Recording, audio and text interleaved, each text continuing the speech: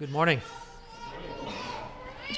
It's good to be here with you. I was thinking this morning what a blessing it is to be around believers.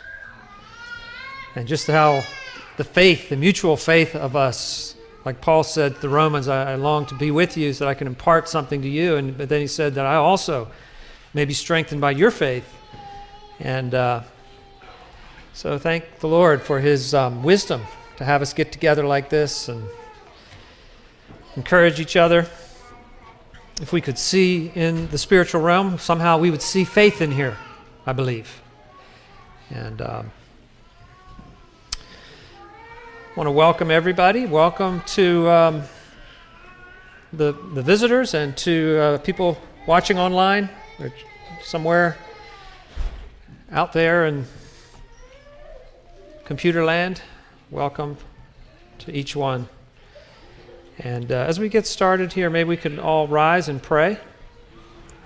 I like for each of us to just ask the Lord in your own words to speak to you today, because that's really what we need. Lord, we do come to you in the wonderful name of Jesus, and Father, we confess our great need of you. Oh God, we want you to speak to us today, Lord. We want to hear your voice. Lord, we want to hear what you have to say about our life. Father, we want to know the truth about ourselves. And Lord, it's only by your spirit of truth that we can understand truth. So God, speak to me, speak to each one of us here, right where we're at, Lord. You know what we each need to hear. And we pray, Father, that you would somehow, through your word and by your spirit, teach us, guide us. Lord, we acknowledge that you are a holy God, as we heard today already and sung about.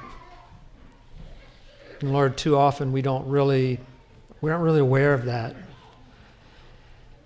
But we want to be more aware, Lord, of your great holiness, your otherness from us, your power, your glory, your love, your justice. God, open our eyes to see you today. Help us to see Jesus in a fresh and impacting way. We pray in his name. Amen. You may be seated.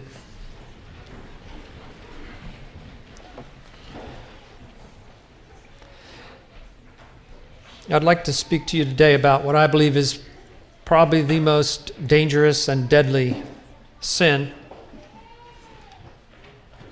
facing the church in America. What do you think that is? Hypocrisy? Okay. That certainly is a dangerous and deadly one.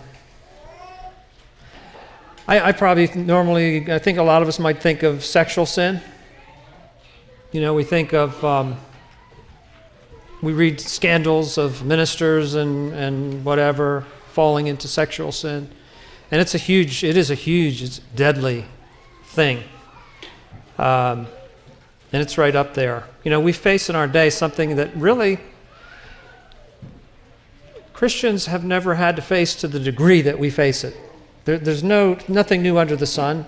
We've always had to deal with sexual temptation, but never has it been so easy. Never has it been one click away from, and we need the grace of God. And praise God, in that respect, I think it's a greater glory and honor to be pure in our day, because of that. I think the angels take note of that. But the sin that I think is the most dangerous and deadly is the sin of covetousness. And the reason I say that is because it's a sin that we don't recognize. If there's a trap laid and you're sort of aware of it, like pornography, we're kind of aware. Okay, this is bad. This is dangerous. This is deadly. I got to be careful. Hopefully.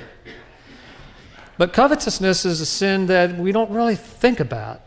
I mean, I can't think of anybody ever confessing covetousness. Can you? You can? Okay, we have one hand.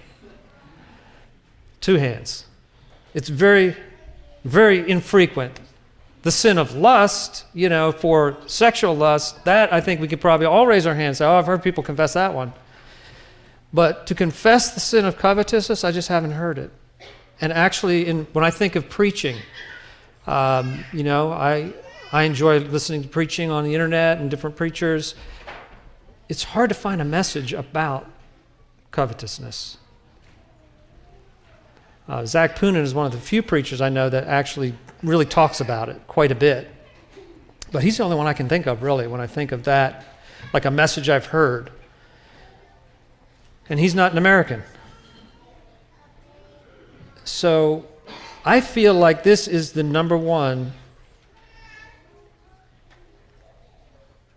dangerous sin that we face because of the very fact that it's actually, the Bible says men will praise you when you do well to yourself in Psalms 49. And that's talking about money. And isn't that the truth? Men will praise you, brother, you've done well. God has blessed you. Men will praise you when you do well to yourself.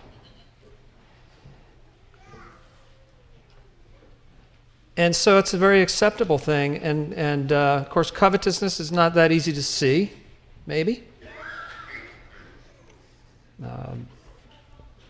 And so for that aspect, I think it's the most dangerous because, the trap that you don't see is the dangerous one. The one you notice, you say, whoa, I've got to stay away there. But the trap that's hidden under the leaves and different things, and you just step right into it, that's the one that's really deadly. So, thinking of, for example, sexual sin, we think of Sodom and Gomorrah probably as one of the worst places in history that was guilty of that, right? The interesting thing is when God said what their sin was, he didn't talk about sexual things. Listen to what he said in Ezekiel 16.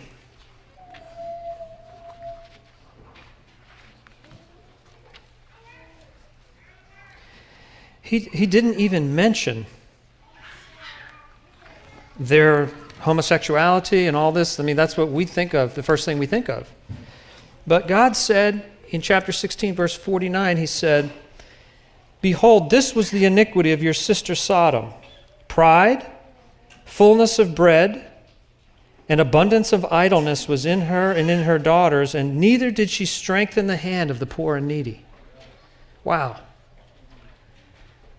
It was. He talked about their finances, that this was the sin. And yes, that led to, I believe, that sin of idleness and having fullness of bread and all this time and money on our hands, that led to then, let's try this, let's do that, let's try these sexual things, and led to those perversions. But God said, no, this was the sin. We heard even today, I thought that was a tremendous introduction to the message today, the Sunday school class. What was the first sin judged in the church? It was lying, but wasn't it not covetousness at the root of that lying? Why did he lie? Covet.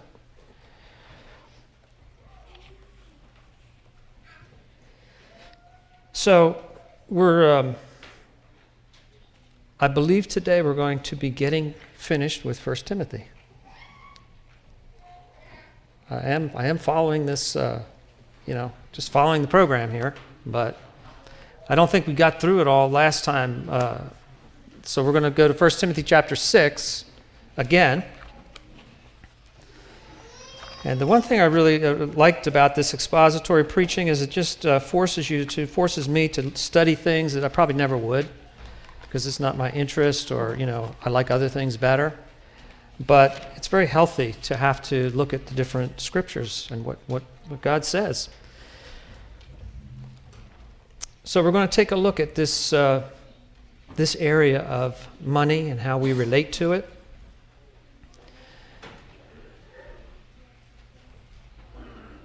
I'd like to put this out here right up front. God's purpose for money. Why does God give money? What's the purpose of money? What's that? Tithing? All right. Well, that's one good use of our money. What are the two greatest commandments that we're given?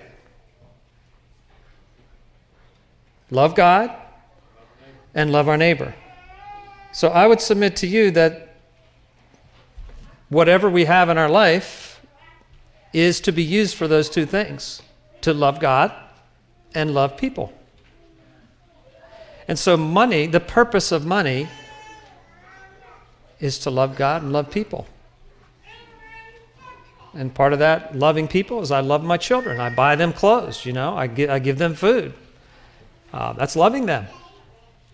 And part of that can be giving money away to people who don't have what we have. And part of loving God is also how we deal with our money. And that's really the kind of the heart of what I feel like in this passage and in this message today. I came up with a couple different titles. One was fleeing to follow. The other one was letting go to lay a hold. And as we go through this passage, you'll see that God tells Timothy to flee, that Paul tells Timothy to flee from something, that he could lay hold of something else.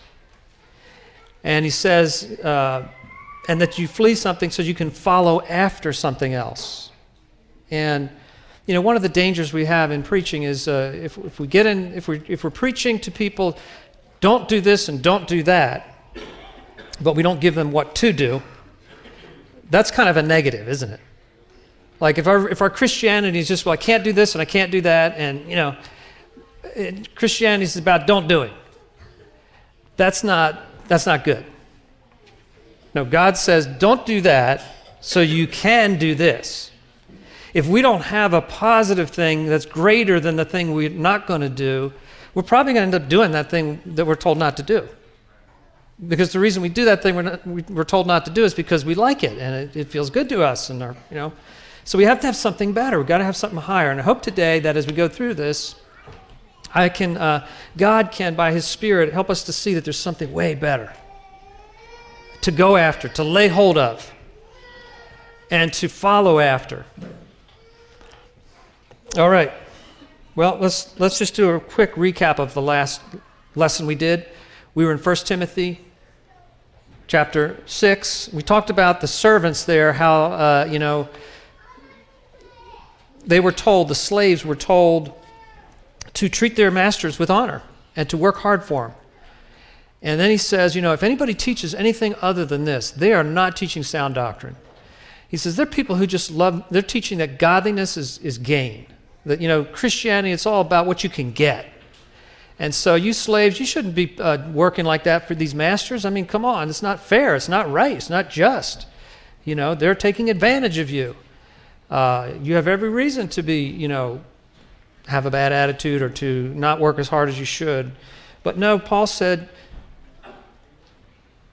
that the doctrine of God would not be blasphemed. Work hard, love your master, make him prosper. Work as unto the Lord. And so that's the backdrop of this whole rest of this passage now that's going to talk about coveting, being content. It's following that very command that was given to the servants and slaves. So he says then, withdraw yourself from these people who think that godliness is gain and so forth. But verse 6, godliness with contentment is great gain. For we brought nothing into this world, and it is certain we can carry nothing out. I love that verse. Our culture even has been impacted by that. You can't take it with you, right? Any lost people, everybody in the culture will say that. Well, guess what? That was the Word of God. That was the impact of God's Word. It is certain we can carry nothing out. And having food, raiment, and Amazon, let us be therewith content. Well, what's so funny? I do like Amazon. But Amazon can be a problem. No, having food and clothing, let us be there with content. That's a pretty low bar, right? Like, that's where we're supposed to be content. Probably every one of us ate this morning, and I see you're all clothed. So we should be one content lot of people here today, right? Amen. Amen. And we have Jesus Christ. Praise God. Best of all, in Hebrews it says, "For he hath said, I will never leave you nor forsake you. Let us therefore be content with what we have." But those that will be rich fall into temptation and a snare and into many foolish and hurtful lusts, which drown men in destruction and perdition. Wow, that's quite a description. And I think when we think of rich, we think of, Bill Gates, Donald Trump. The people that this was written to, when they think rich, they think all those charity people, if they could do so. I mean, the things that we have, the things that we own, the things that we can do are such as would have been considered rich.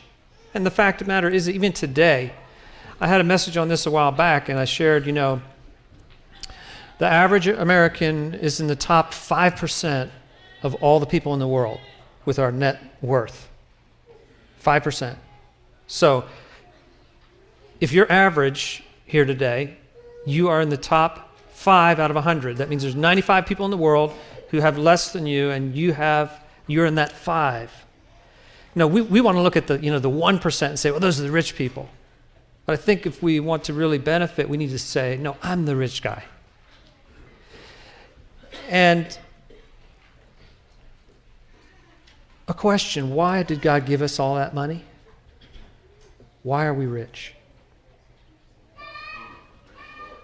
Is it because we are more clever than other people? Is it because we're better? No. We just happen to be born where we were born. No credit to us, no anything. When you live in America, you can make money. If you're diligent, if you work hard, if you're, not in bondage to some drugs or something. It's simply we were born here. And so the question I think we have to ask is, God, why did you make me rich? And what was the purpose for those riches? And like we shared in the last message, we kind of went through this history of houses in America, for those of you who weren't here. And I showed these slides. Back in 1924, when Grandma was born, the average size house was 900 square feet. The average square foot per person was 200. When I was born in 1961, it had jumped up to 1,300 square feet, average house size, new house built, with an average square footage of 385 feet. In the 1960s, there was actually a subcommittee or committee in the U.S. House, I believe it was, or Senate, that did a study and predicted that by the year 2000, we would only be working 20 hours a week because we'd be so efficient and the modern technology and so forth. But here's what happened. We're not going to work just 20 hours a week. Why should I live in a 1,300 square foot house when I can live in a 3,000 square foot house? See, that's what happened. All that extra gain that came was swallowed up by the deceitfulness of riches. Hey, I can have more. I can have better. And so the square foot of the house when my first daughter was born in 1991 was, let me guess here, I think it was 2,100 square feet or 2,300. And then when my granddaughter was born in 2017, it was 2,600, I believe, or 2,800. So what we've done is just said, I want more. I want more. Not, praise God, I can give more. Praise God, I can help other people. And we understand why. That's just the natural man, right? But the burden of my message today is especially for the young people. Don't follow the path of the culture around you. Don't do it. Don't waste your life. Follow the Lord's path. It's a grief to me that in the Anabaptist world, and one of the reasons I say this is a particular sin that we deal with is because we're Anabaptists. And in the Anabaptist world, it's very talked about that we should be separate from the world. In our dress, non-conformity, the doctrine of non-conformity and so forth, which I believe in completely. I'm not speaking a thing against that here. But if it stops there, then we come way short.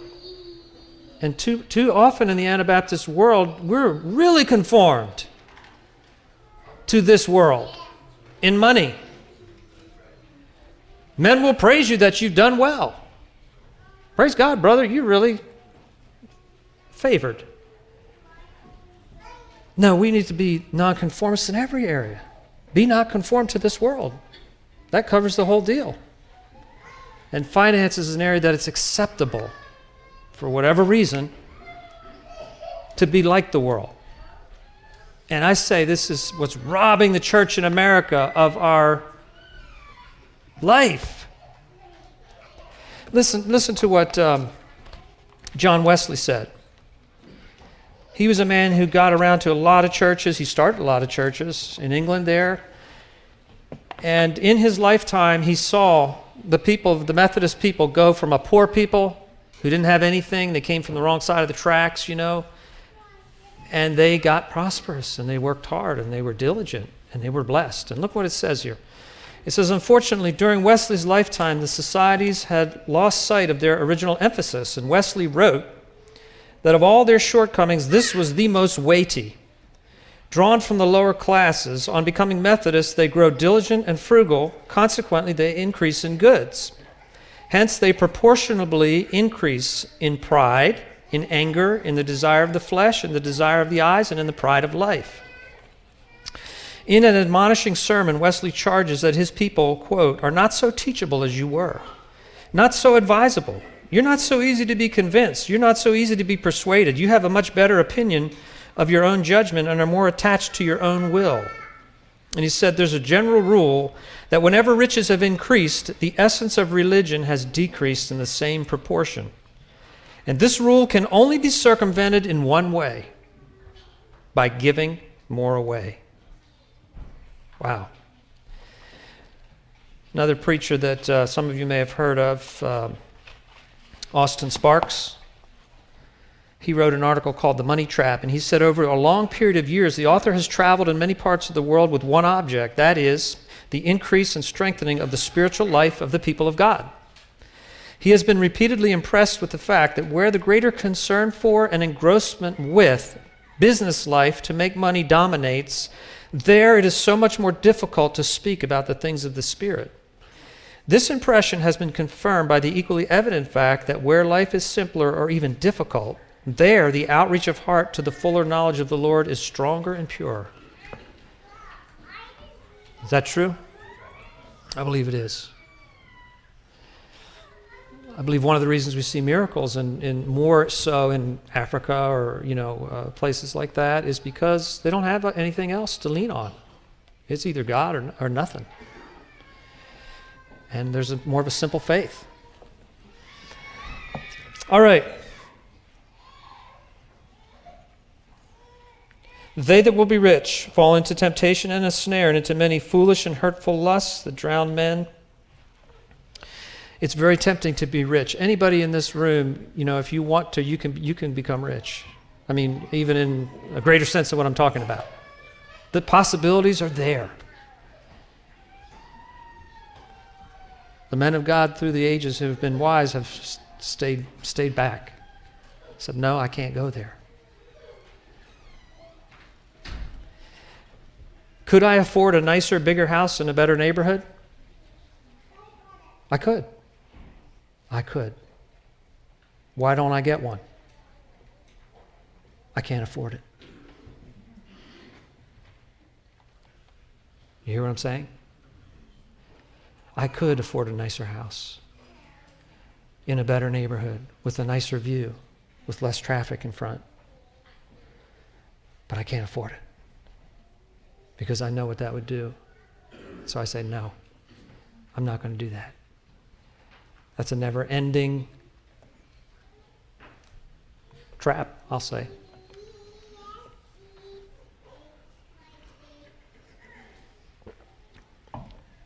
I'd like to give you permission to drive a car with a little rust on it, or a ding or two. You know, we used to get joked about in the Anabaptist community, charity.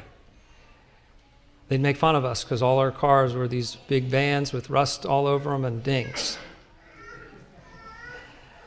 And we kind of had an interesting reputation for that. Well, I'm not saying it's more spiritual to have a rusty car with dings in it. But I would say that we've changed. And I'm not sure it's all for the better. That rust and those dings can also speak about value systems. What's really important?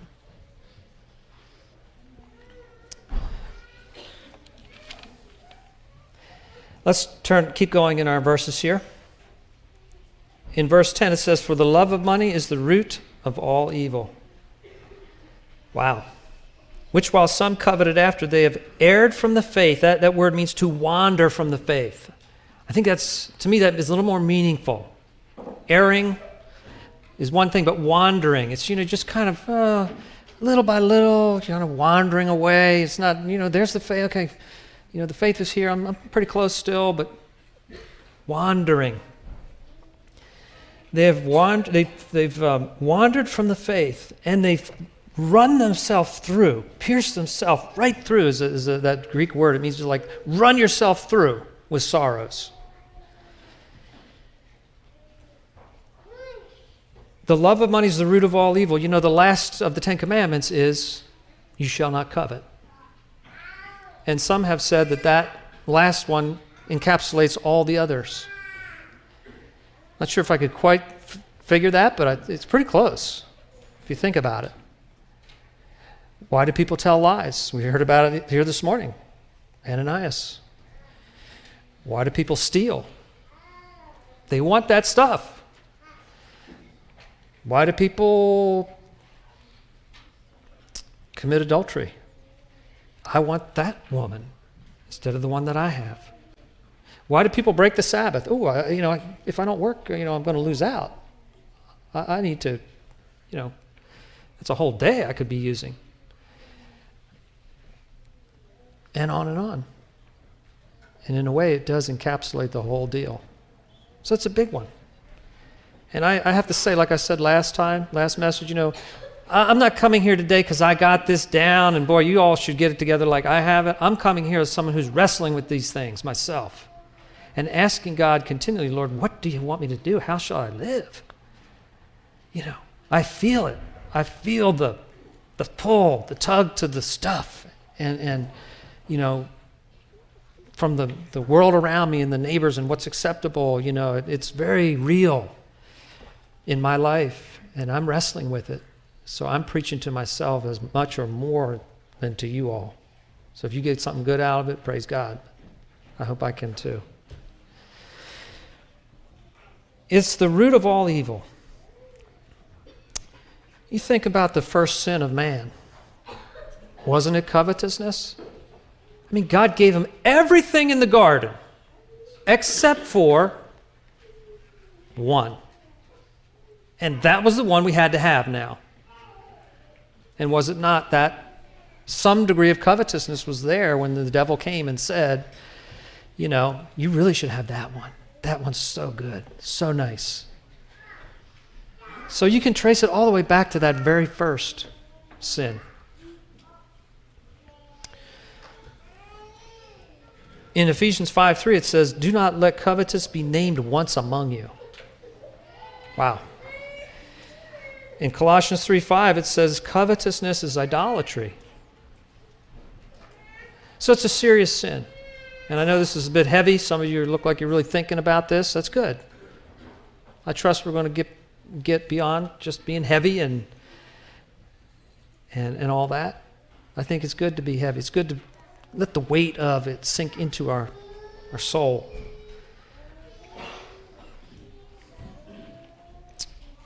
They have erred from the faith. They've wandered from the faith. But he says, you, O man of God, in verse 11, you flee these things. Run from them, Timothy. Get out of there. And it doesn't just say, just run, Timothy. Just get out of there. He says, no, follow after. And that's a word I've noticed in the New Testament, that follow after. It's the same word that's translated persecute.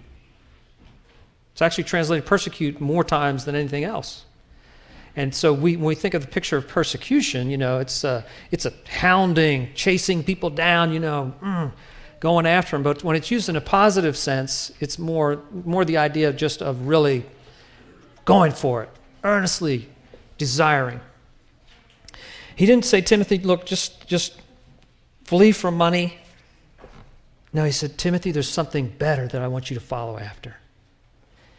Follow after righteousness, godliness, faith, love, patience, and meekness.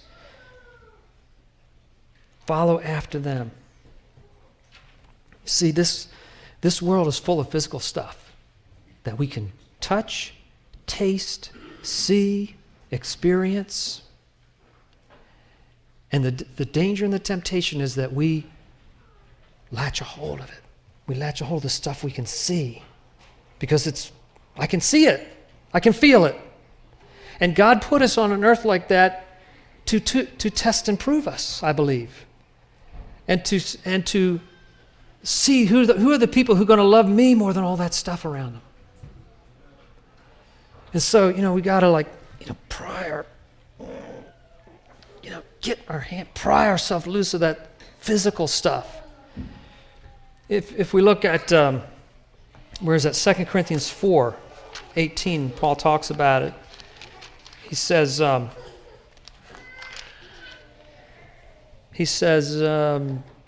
while we look not at the things which are seen, but at the things which are not seen. For the things which are seen are temporal, but the things which are not seen are eternal. That's what Paul said. We don't look at the stuff that's seen. We look at the things that are unseen. And that was in the context of, being persecuted, being afflicted, and having all this heavy, bad stuff happen.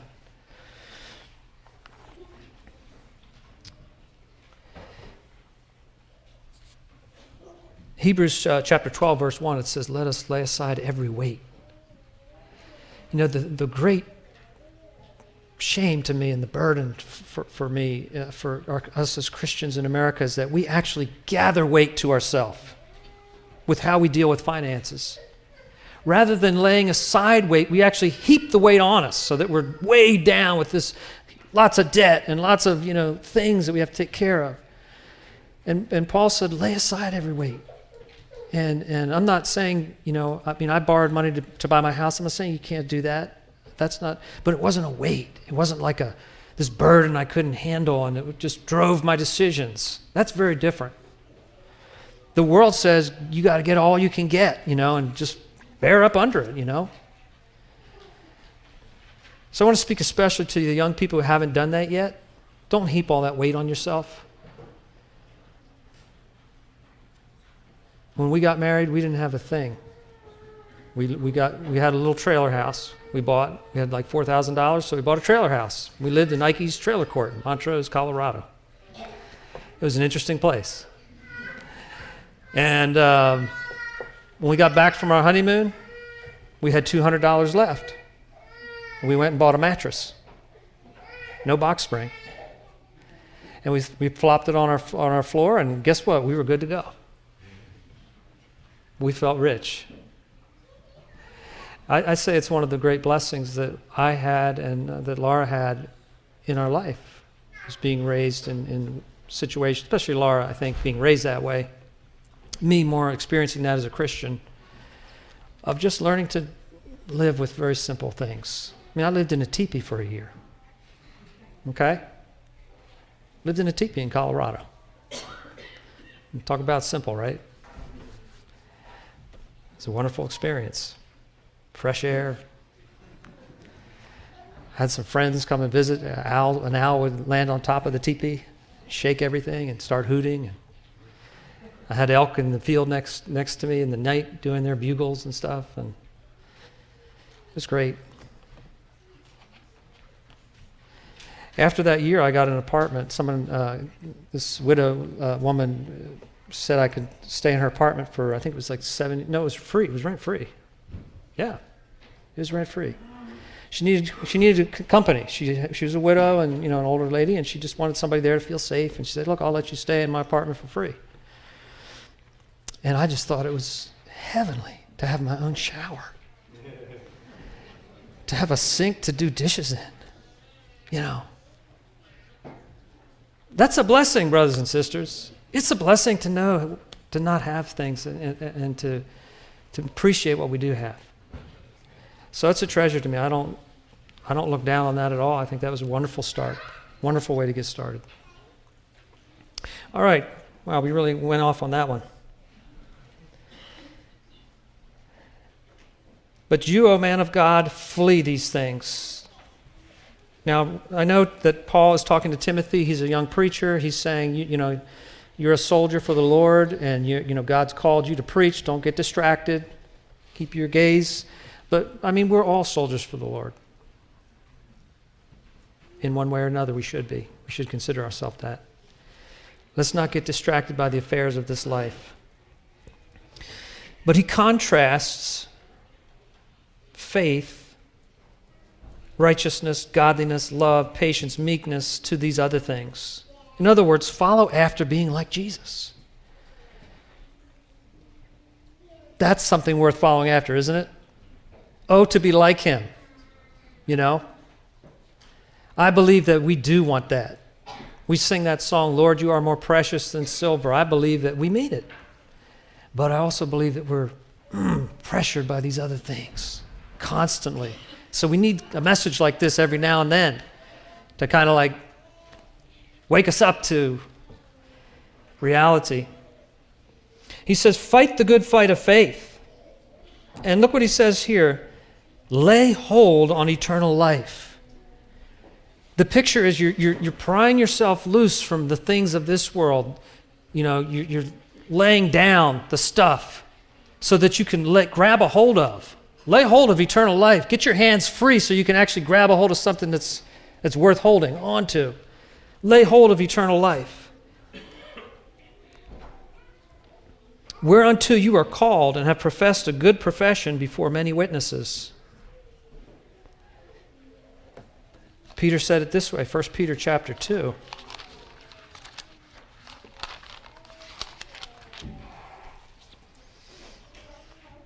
He said, Dearly beloved, I beseech you as strangers and pilgrims, abstain from fleshly lusts which war against the soul.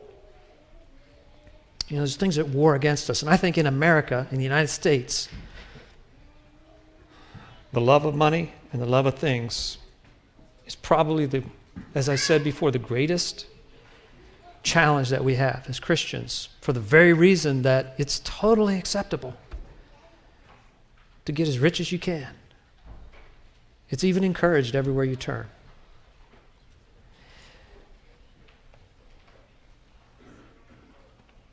We're in a fight of faith. Jesus said, when the Son of Man returns, will he find what on earth? Will he find faith? In other words, there's one thing he's looking for when he comes back. Where's faith? There's some. There's one. There it is. He's looking for faith. And guess what? Faith is the one thing the devil wants to take from us. What did Jesus tell Peter? Satan has desired to sift you like wheat. But I've prayed for you that your faith would not fail. He didn't pray that Peter wouldn't deny him. He didn't pray that. He said, I pray that your faith will not fail. And when you are converted, strengthen your brethren. So faith is the precious thing.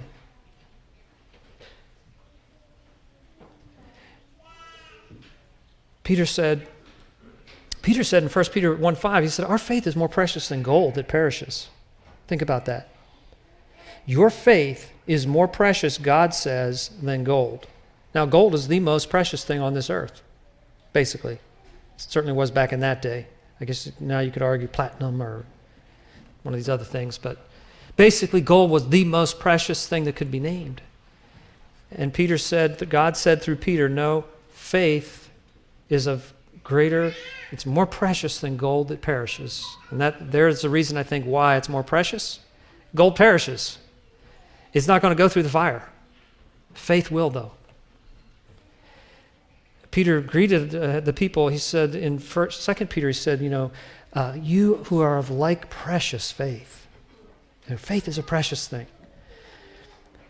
And so here we have this stuff all around us, especially in America, riches, money.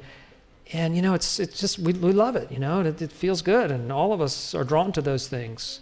But in many ways, those things are fighting against our faith and hindering our faith and robbing us. And Paul told Timothy, fight the good fight of faith, lay hold on eternal life, whereunto you are called. And then he says in verse 13, I give you charge. And that's a strong word. In other words, he's saying, Timothy, I command you. I command you, Timothy, in the sight of God, who quickeneth all things, or in other words, who sustains and upholds everything, and before Jesus Christ, who before Pontius Pilate witnessed a good confession. So he's using about as strong a language as you can get. Timothy, I command you before God and Jesus Christ that you keep this commandment without spot, unrebukable, until the appearing of our Lord Jesus Christ. And that's so important to bring into our thinking that day. I've heard it said, there's 2 days that are important. This day and that day. And if we can keep those 2 days in mind, we're doing well. This day right now and that day when he shall appear. Because on that day, and if we keep our mind on that day, the things we do this day will count more, won't they? They should, they will, if we're thinking right. This day and that day.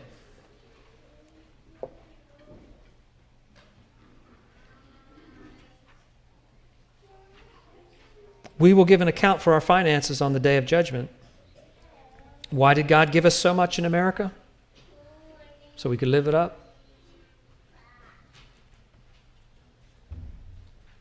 I don't think so. Let's encourage one another, spur one another on in these things.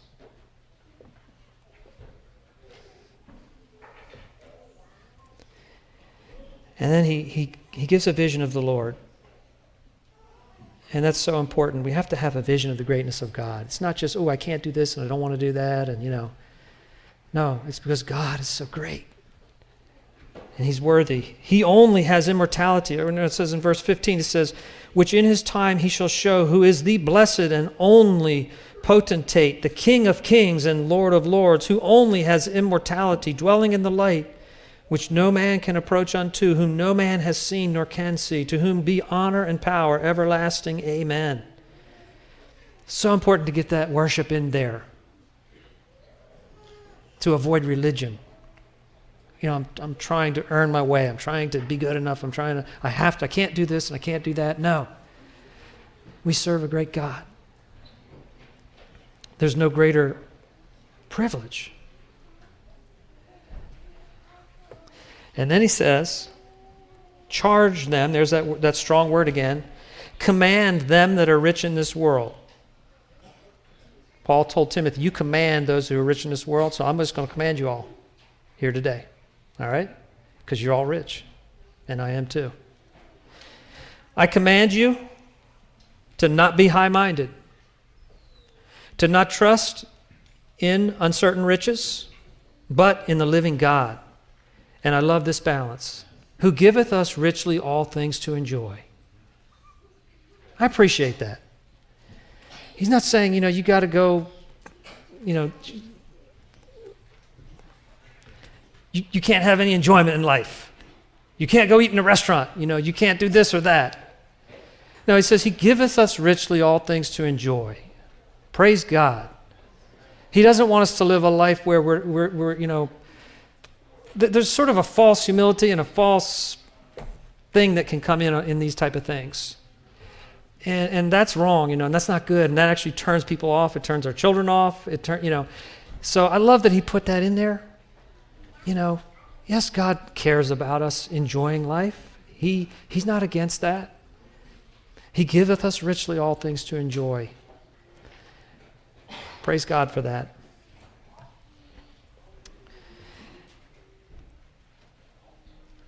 One of the biggest challenges with riches is being high-minded. And the reason that is because we can make stuff happen. Man, if you got money, you can make it happen. Right? People will do what you want. Just pay them. And so that is the great challenge when we can make it happen so easy. I think that's the thing that bothers me the most about Amazon. It's just, man, I can just make it happen. Just push that button and the package comes tomorrow or the day after. It's probably not really good training. Because the things of God don't work that way. You don't just push the button and the Lord just gives you, grace and... No. Doesn't work that way. So, he said, charge, command. I command you to do good. I command you to be rich in good works. I command you to be ready to give and willing to share. Notice he didn't say, everybody, you need to sell everything extra and give it to the poor. He didn't say that. Now, Jesus may say that to you, and if he does, you should do that. But he does say, hold everything loosely. Do good. Be ready to give it. Be ready to share.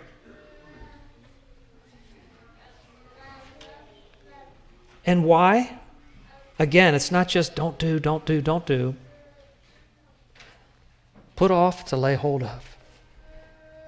Laying up in store for themselves a good foundation against the time to come, that they may lay hold on eternal life. There it is again. That we may really lay hold of the things of eternity.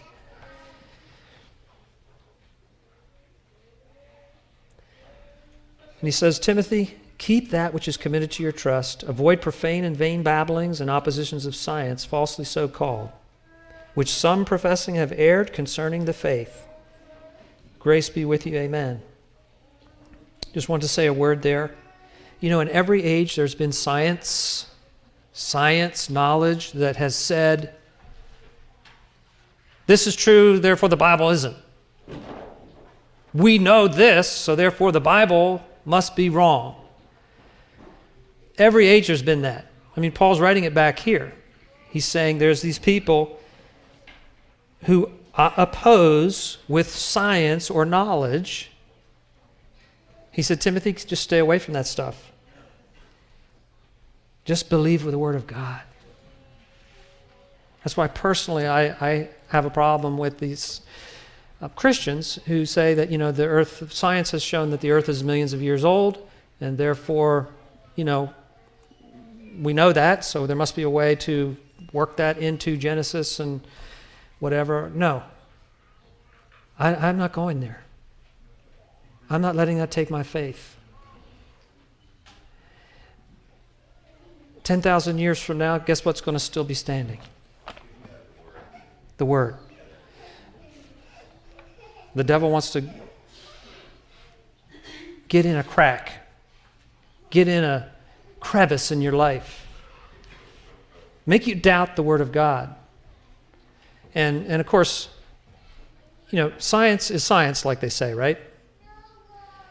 Well, the science that tells you how to go to the moon, that's one thing. I believe in that, right? Like, I probably wouldn't get in the rocket, but I do believe that somebody could and they'd make it. I just don't have that much faith. But there is science that's observable, repeatable, doable. That's science, right? Okay. When you start talking about billions of years ago, you're not talking about science anymore. You're talking religion. But I already have my religion. So I'm going to trust what the Lord said, who is there. And there's dangers in those things. And Paul recognized it way back then. He said, Timothy, avoid those profane and vain babblings and the oppositions of science, which some professing have erred concerning the faith. They've lost out in the faith. So we made it to the end here. Quite a journey. I don't remember when I started. I think it was almost a year ago, right? October maybe, or I don't know. But I've really enjoyed it, and the Word of God is rich.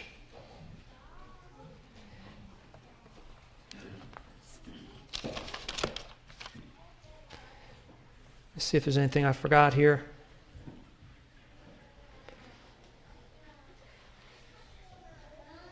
I think I said what I wanted to say, what I felt like God gave me.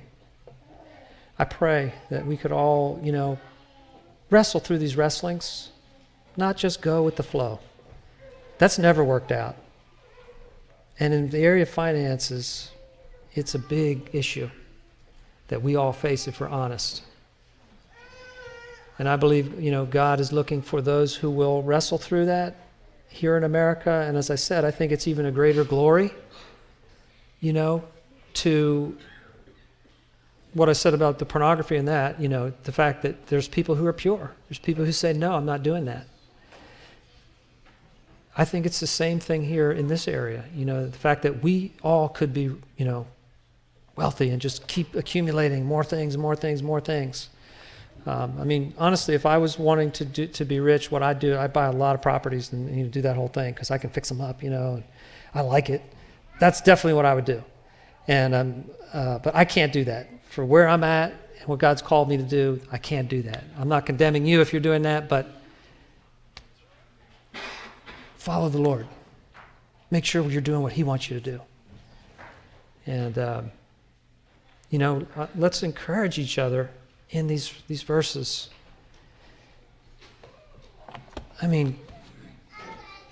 Wesley was pretty bold. Some of the things that he said, if someone tried to say it today, well, he probably got lambasted for it back then. He wrote a letter to this guy and he said, it was a man that he had basically said he thought he was covetous. And this man wrote him a letter and gave 10 reasons why he didn't feel like he was. I'm not going to read it all. But he said, Sir, the substance of what I took the liberty to mention to you this morning was, you are on the borders of the grave as well as I. Shortly we must both appear before God. When it seemed to me some months since that my life was near an end, I was troubled that I had not dealt plainly with you. This you will permit me to do now without any reserve, in the fear and in the presence of God. I love how they wrote back then. I reverence you for your office as a magistrate. I believe you to be an honest, upright man. I love you for having protected an innocent people from their cruel and lawless oppressors. But so much the more am I obliged to say, though I judge not, God is the judge, I fear that you are covetous, that you love the world. And if you do, as sure as the word of God is true, you are not in a state of salvation. And then he gave the substance of the answer that this man gave him. And then he gave each point, he responded to each point himself. So anyway, it's an interesting reading. If you want to read a good book, if you didn't get enough today, get this book. Covetousness, the sin very few ever confess. Great book. I'll just close with the poem here. Dug from the mountainside, washed in the glen, servant am I, or the master of men. Steal me, I curse you. Earn me, I bless you. Grasp me and hoard me, a fiend shall possess you. Live for me, die for me, covet me, take me. Angel or devil, I am what you make me.